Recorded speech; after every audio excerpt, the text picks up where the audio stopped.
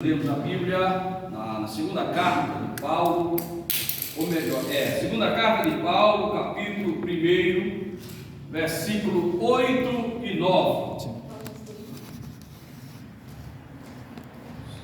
8 e 9, glória a Deus. Coríntios. Segunda carta de Paulo aos Coríntios. Entendi. Segunda carta de Paulo aos Coríntios, capítulo 1, versículo 8 e 9. Diga comigo assim, diga: a dor não é motivo para desistir. E nós temos prova disso. Nós temos provas concretas que muitos dos profetas não desistiram diante da dor. Muita gente, irmãos, quando vem a dor, a dificuldade, a primeira coisa que ele pensa é desistir, terminar a vida dele, se matar, se suicidar. Tem uma estatística que diz que Indaiatuba é uma das cidades que mais as pessoas se suicidam. Indaiatuba é conhecida nas estatísticas como a cidade do suicídio, que as pessoas não aguentam as tribulações. Aqui do lado da igreja de Madureira, que tem ali no Secap, ali embaixo, do lado da igreja, um moço se suicidou. Então é uma coisa tenebrosa. Mas nesta noite, diante da luz, à luz da Bíblia, nós queremos mostrar aos irmãos que a dor não é motivo para desistir. Amém? Olha o que está escrito, meus irmãos. Segunda carta de Paulo aos Coríntios, ele diz a seguinte frase: glória a Deus. Porque não queremos, irmãos, que ignoreis a tribulação que nos sobreveio na Ásia, pois que fomos sobremaneira agravados mais do que podíamos suportar, de modo tal que até a vida desesperamos.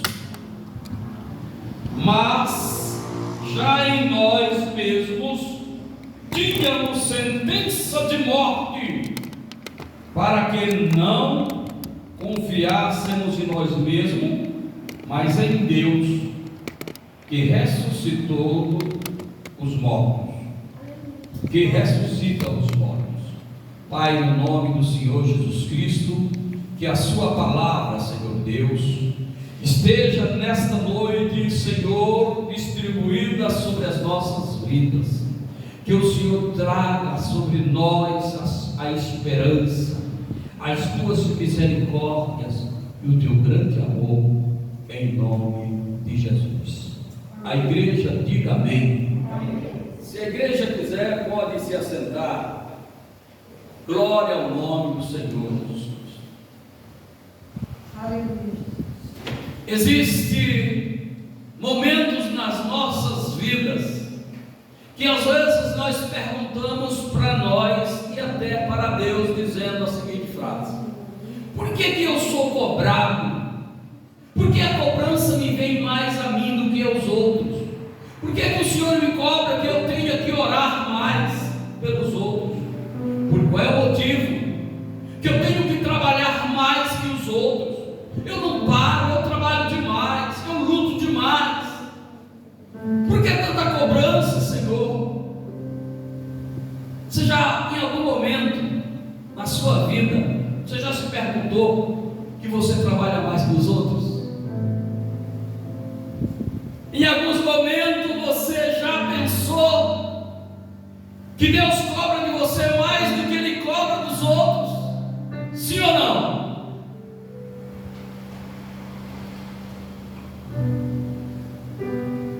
Eu já perguntei para Deus, e eu tenho certeza que alguém também já fez essa pergunta para Deus.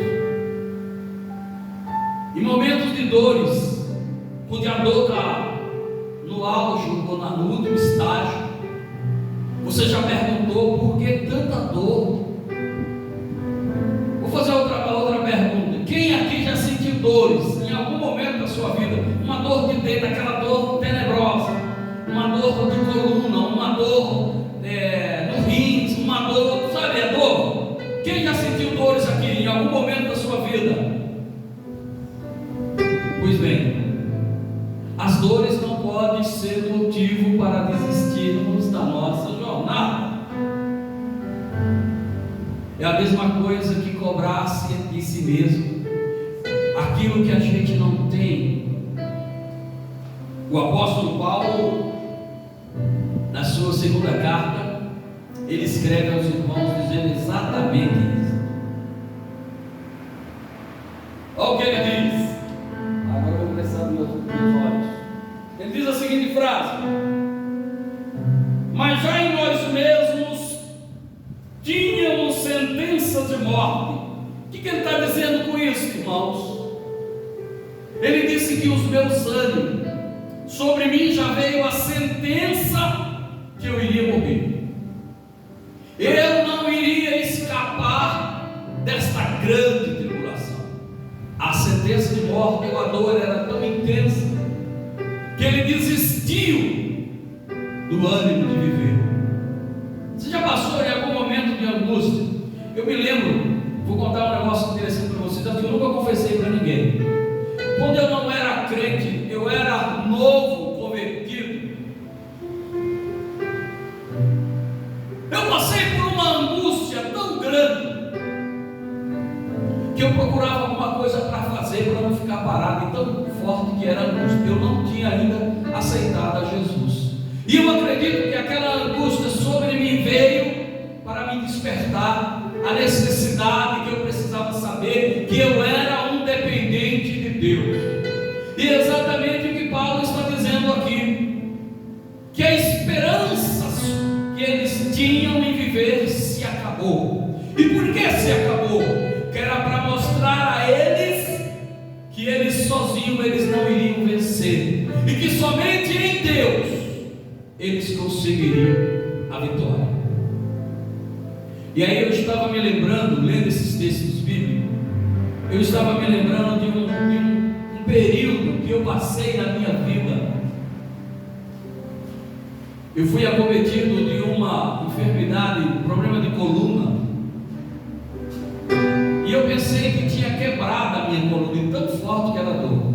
Me levavam ao médico, aplicava as mais tensas injeções, e isso não era o suficiente para aquelas dores passar.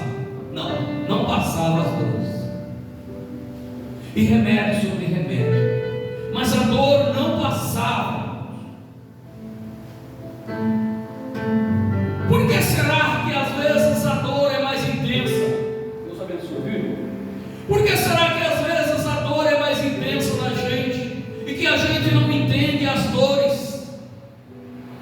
Eu me lembro de outro período que nós atravessamos um momento difícil numa igreja que nós tínhamos em São Paulo, e que o diabo se levantou com todas as suas fúrias, com todas as suas forças, e a regional de São Paulo derrubou a nossa igreja, uma igreja própria, uma igreja, a meu ver, bonita, pronta, e nós estávamos congregando naquela igreja, e eu havia depositado esperança que ali Deus haveria de salvar muitas almas. De vez em quando eu estava na igreja, chegava alguém correndo e dizia assim: pastor, vai na minha casa que a minha mulher está endemoniada.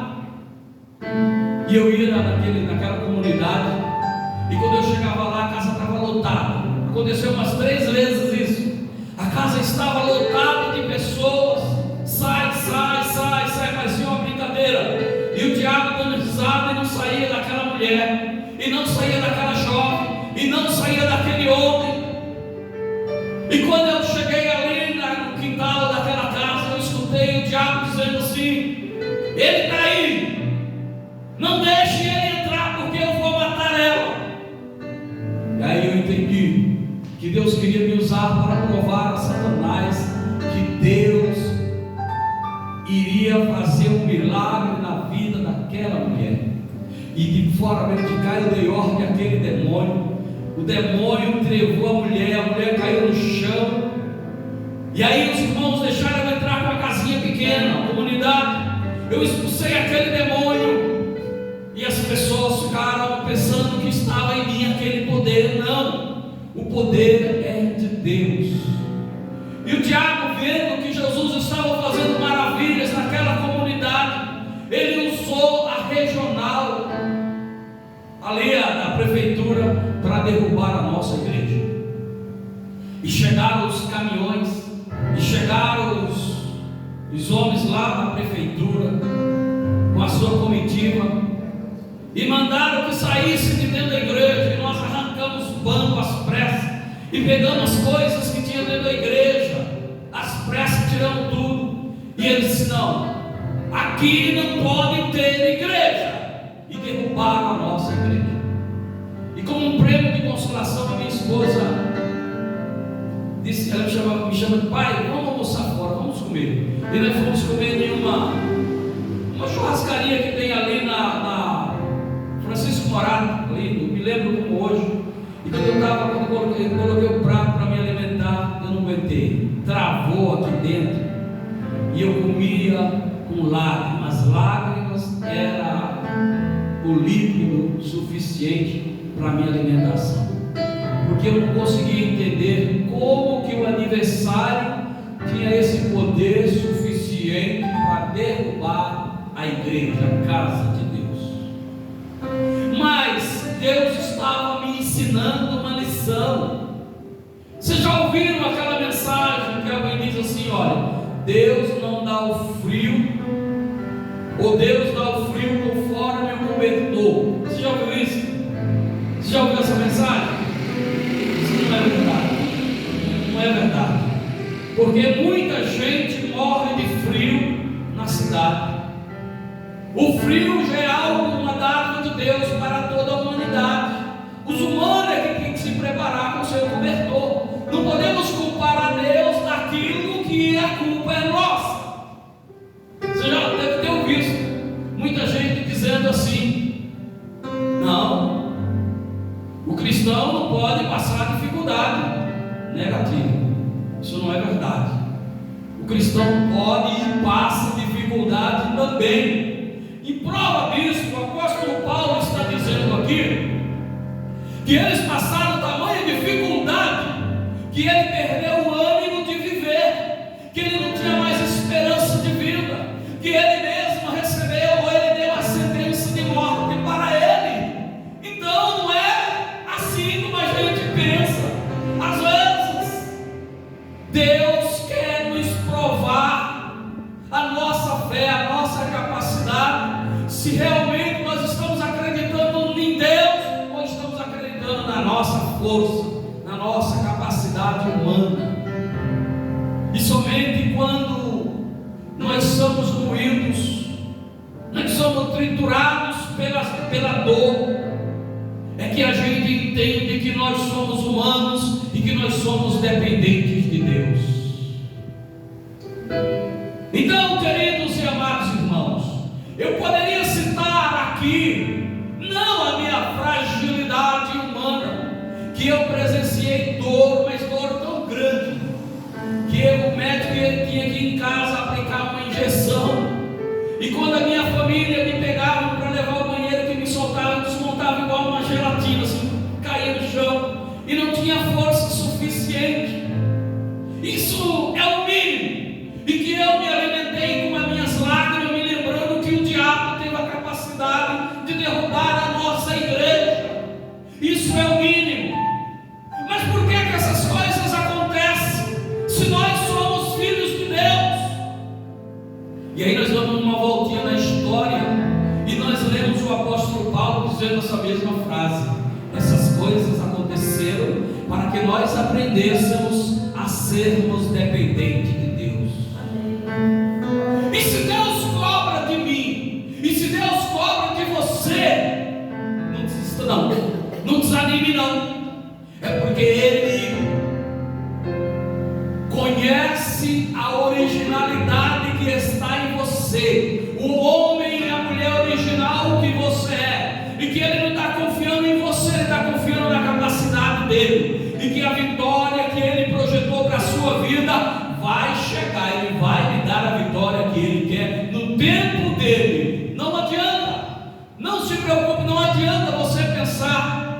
que você é alguma coisa tão especial. Não, nós não somos nada. Sem a graça de Deus, nós não somos capazes de nada nessa vida. Mas eu queria trazer alguém que era muito mais especial que eu e você, e que Deus permitiu essas coisas acontecer com eles. Lembre que o templo em Jerusalém, o templo de Deus, templo que Deus apareceu para Salomão, templo construído de ouro, foi destruído, foi derrubado, e foi com a permissão de Deus. Lembre que as igrejas na Idade Média, no primeiro século, vamos lá, que eram as igrejas mais santificadas, porque eram as igrejas dos apóstolos, as igrejas primitivas. No primeiro século até os 100 anos, foram igrejas construídas com os apóstolos, e elas foram destruídas, elas foram ao chão, e eles precisaram congregar nas cavernas, congregar nas fazendas, na praia, nas casas dos irmãos, no subsolo, debaixo do chão. Então, muitas vezes, não é o tempo, muitas vezes não é nós, é que Deus quer nos dar uma lição dizendo: aprenda a acreditar em mim e ser dependente de mim. Essas coisas materiais, tudo isso passa, tudo isso fica aqui, mas vocês é quem são o templo de Deus. Vós sois o templo do Espírito Santo. Se alguém destruir o templo de Deus, que sois vós, Deus o destruirá. Então as coisas materiais podem acontecer e perecerem. Essa carne pode perecer. Posso sentir dor. Você pode sentir dor. Eu e você, nós somos frágeis. Mas isso não significa que Deus não está conosco. Quando levaram Pedro para ser crucificado, o carrasco deu-lhe uma bofetada e disse a ele a seguinte frase: você vai morrer crucificado. O apóstolo Pedro, ele disse: eu não aceito. Como que pode, com toda autoridade, escolher a forma de morrer? Só se você me matarem crucificado de cabeça para baixo, porque morrer semelhante morrer ao meu mestre, isto eu não aceito. Vocês não vão tentar me fazer igual ao mestre. Eu não quero morrer crucificado de cabeça para cima. Vire-me para baixo. Eu preciso morrer de uma morte diferente do mestre. E o comandante, o general que estava comandando aquela situação, disse ao carrasco: coloque ele de cabeça para baixo. E Pedro morreu glorificando a Deus. Então Deus permite que o seu povo passe em dificuldades e até morra pelo seu nome, pela sua palavra. E eu podia citar a outros. O apóstolo Paulo foi tamanho apedrejamento. Fecharam os portões da cidade e disseram a seguinte frase: amanhã nós vamos matá-lo. Os irmãos pegaram Paulo, colocaram dentro de um cesto, amarraram uma corda e jogaram ele por cima do muro. E disse: Paulo, escapa pela tua vida, corre. Ele correu e foi para Jerusalém. Ainda chegando em Jerusalém, alguns irmãos duvidaram dele e disseram a seguinte frase: Paulo, você que não tem nem 3 meses, que estava aqui matando os irmãos, levando para matar, agora você vem dizer que está crente igual a eles? Não, eu tenho minhas dúvidas. Eu não acredito em você não, Paulo, não estou acreditando em você não. Mas Paulo dizia: irmãos, o Senhor Jesus Cristo me apareceu na estrada de Damasco, e ele me disse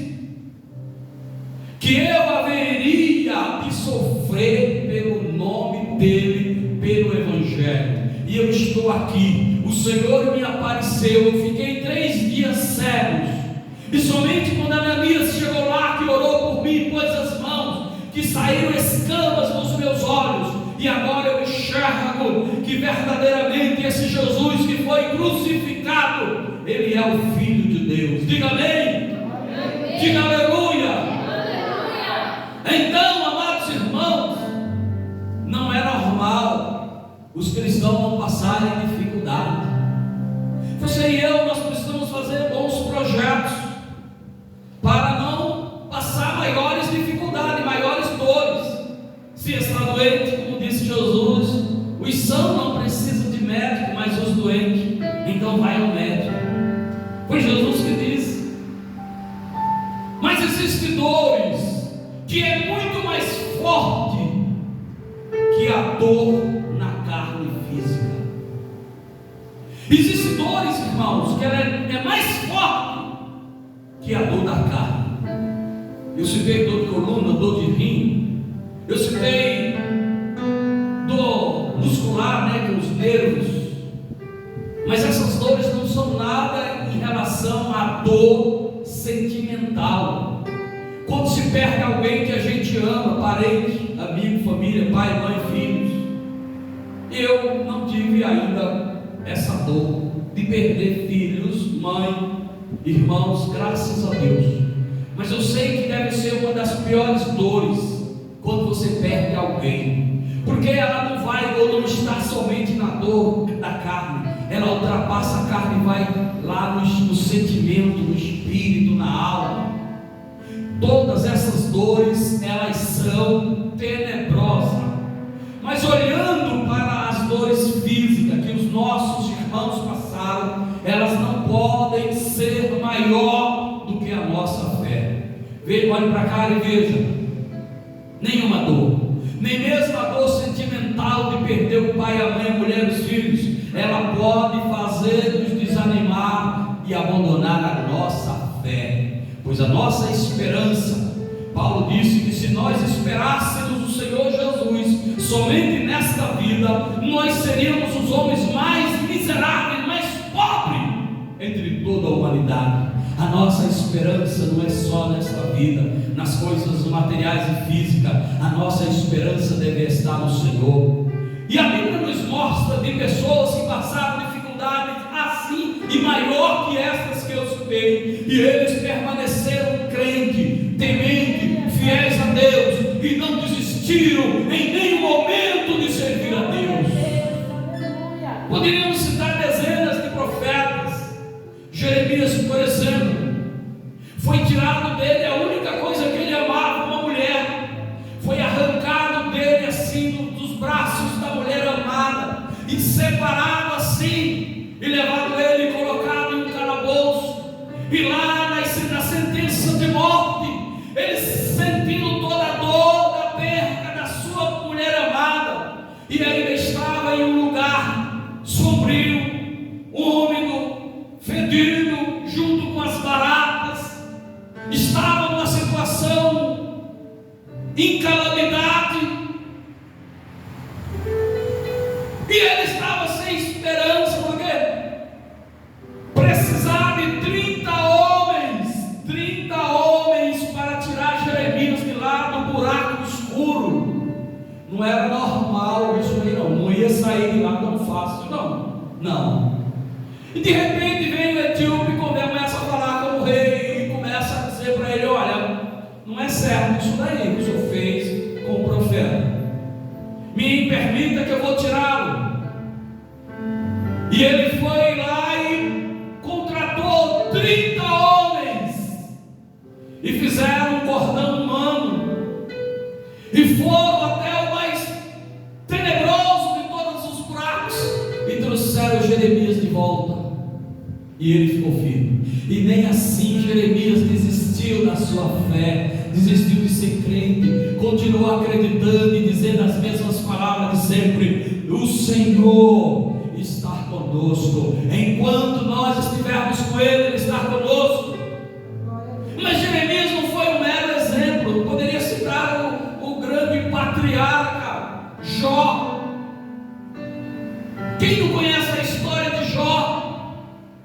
Um homem que se entregou praticamente à morte e que abandonou a sua casa na beira do caminho, rasgando a sua pele com um caco de telha, após perder tudo, que não tinha mais esperança. Mesmo assim ele não blasfema, ainda diz o contrário: nu, eu saí do ventre da minha mãe e retorno para lá, sem problema nenhum. Bendito e engrandecido seja o nome do Senhor. Aleluia. Por que Deus cobra de uns mais do que de outros? É porque Deus sabe a sua capacidade. Deus conhece a sua capacidade. E Ele sabe que você não é capaz de desistir diante da chibatada, como disse Paulo. Os judeus me deram 5 vezes uma porcentagem, 5 vezes 49 chibatadas nas minhas costas. Sabe o que é isso? Mas nem assim eu desisti de ser crente. Eu continuo acreditando em Deus. Então não é a dor física, não é a dor sentimental, não é nem mesmo o abandono familiar, não, que alguém possa desistir de ser crente. Se você é crente, você acredita, você não desiste. Diga amém. E por que será que Deus cobra de uns mais do que de outros? Não, senhores, é porque Ele acreditou em você. O que você está passando não é nada diante daquilo que Ele preparou para você. As mansões celestiais estão reservadas para aqueles que o amam. O Senhor preparou para nós um lugar que é incomparavelmente milhares e milhares de vezes melhor que esse mundo tenebroso. Aí, se quiséssemos dar uma voltinha mais profunda e mais radical, iríamos até o Senhor Jesus Cristo, aquele que não usurpou ou que não quis ser igual a Deus, sendo Ele Deus, se humilhou a morrer em morte de cruz e deu a sua vida por nós. E para resumir aqui a nossa mensagem, por causa da hora, eu queria fazer menção de algo que eu entendo que é muito interessante. A Bíblia nos conta uma história que certa vez Jesus estava na Galileia. Ele estava junto com o seu povo e ele já havia feito centenas para não dizer milhares de milagres no meio do povo judeu. Já fez muitos milagres, acabou de pregar, milagres aconteciam. E do outro lado, só para vocês entenderem, lado norte e lado sul da Galileia, separado pelo mar da Galileia. Do outro lado tinha uma região que era chamada a região dos gentios, aonde os judeus pouco cruzavam para ir lá, ou não se preocupavam com aquela região, porque era a região dos pecadores, dos gentios.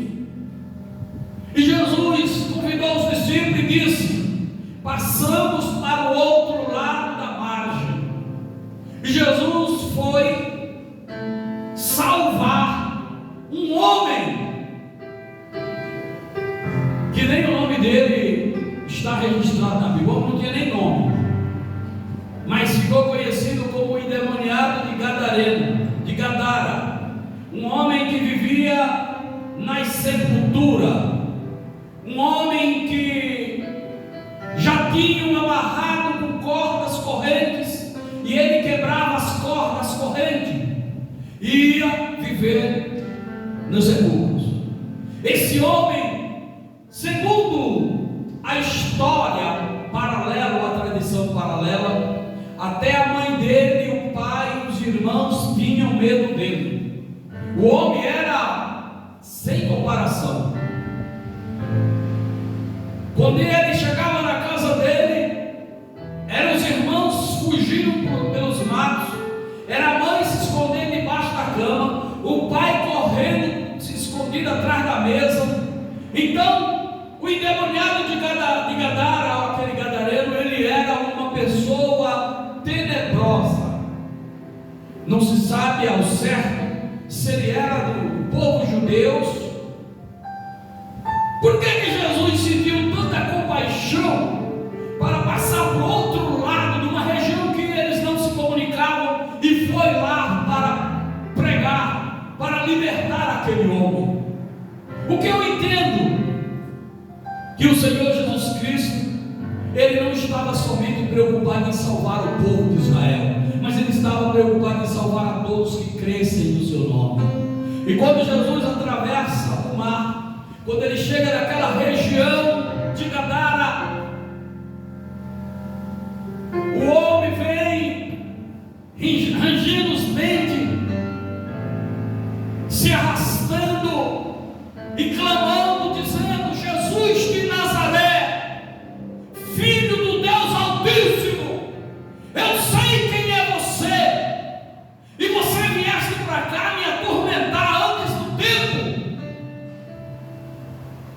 Que coisa, de longe, ele trouxe a ficha de Jesus inteira, toda a evangelho de Jesus, de Nazaré, Filho do Deus Altíssimo, e que tinha poder de atormentá-lo, ele, de expulsar ele. E Jesus não fez questão das agressões de Satanás. Mas Jesus, eu fico preocupado, eu quero entender por que Jesus pergunta o nome dele. A gente não vê Jesus expulsando os outros demônios e perguntando o nome deles, não. Vocês já viram? Não, só esse. Jesus disse assim: qual é o seu nome? E ele respondeu aos pés de Jesus ali, porque ele já vem se arrastando: legião. Essa palavra legião, irmãos, era equivalia a 2.000. Era na linguagem dos romanos, do imperador romano. Acabou aqui, você pode botar aí? Não, vou ter. Glória a Deus. Glória a Deus. Glória a Deus. Era 2.000, o número de 2.000, uma legião, ou seja, o número que os soldados romanos era como se fosse um batalhão. Nós tínhamos batalhão, eles chamavam de legião. Ali estava